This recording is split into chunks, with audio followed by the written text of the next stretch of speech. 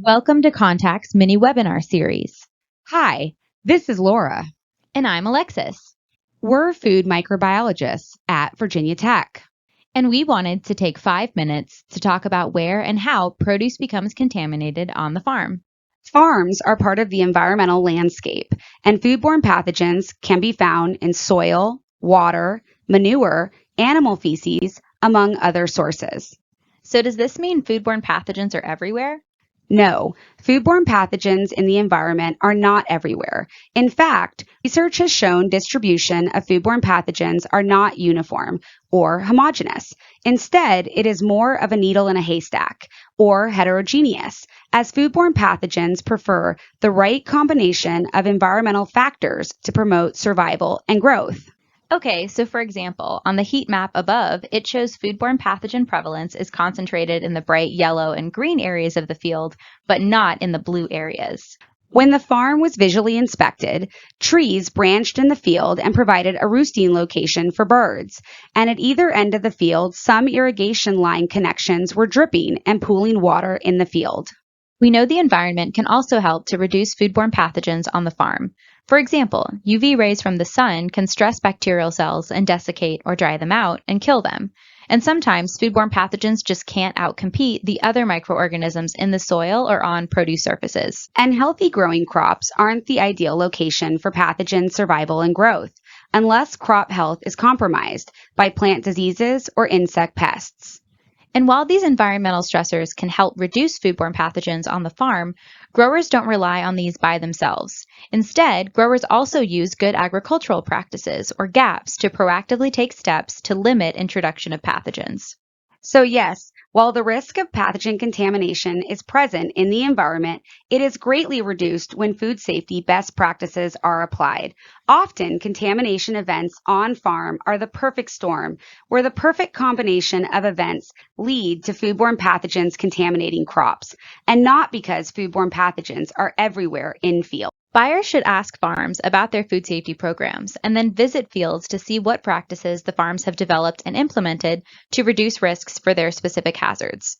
For example, the Leafy Green Marketing Agreement, or LGMA, has implemented distances or buffers from concentrated animal feeding operations, or CAFOs, and produce production. Let's talk some more about hazards and risks.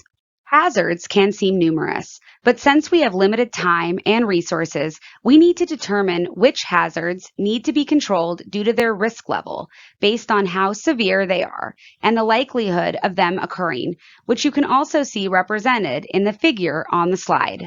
The foodborne pathogens that growers are regularly focused on have severe health impacts like hospitalizations and illnesses, so that helps elevate them on the health impact scale.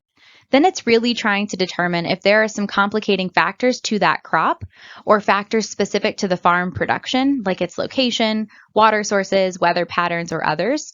Or it could even be poor management practices, like lack of adherence to GAPs that increase likelihood of occurrence. The good news is growers know their land, crops, and practices the best. Growers put that knowledge to work along with other historic data, such as past outbreaks and findings from root cause analysis. Dr. Dawn and Dr. Bob will also talk about sampling programs, sampling assumptions, and how you can determine what hazards get elevated to risks. Let's use an example of wildlife in the produce field as an example of how to put this all together. We understand wildlife may carry foodborne pathogens, but published research studies have shown that pathogen prevalence in wildlife is overall pretty low. But we also know that there have been foodborne outbreaks in produce that have been traced back to likely contamination from wildlife. But there's a lot of things growers can do to limit their risks associated with wildlife. Since outbreaks are often caused by the perfect storm of events, growers can focus on implementing good agricultural practices related to wildlife management. They can scout for feces, train employees not to harvest crops with damage or fecal contamination, and place fencing or other deterrents around the field. Ultimately, a single deer in a field is not going to increase a farm's risk profile for foodborne pathogens in a meaningful way. But if the occasional sighting becomes constant pressure with groups of deer in the field, that can increase your risk in a meaningful way. You should also keep in mind that farmers and food safety specialists are always learning more to help us better understand how likely hazards are to occur. A farm's food safety program should be continually improving as they gain more knowledge about the specific hazards and risks related to their operation. Thanks for listening, and let the contact team know how we can help communicate other food safety topics.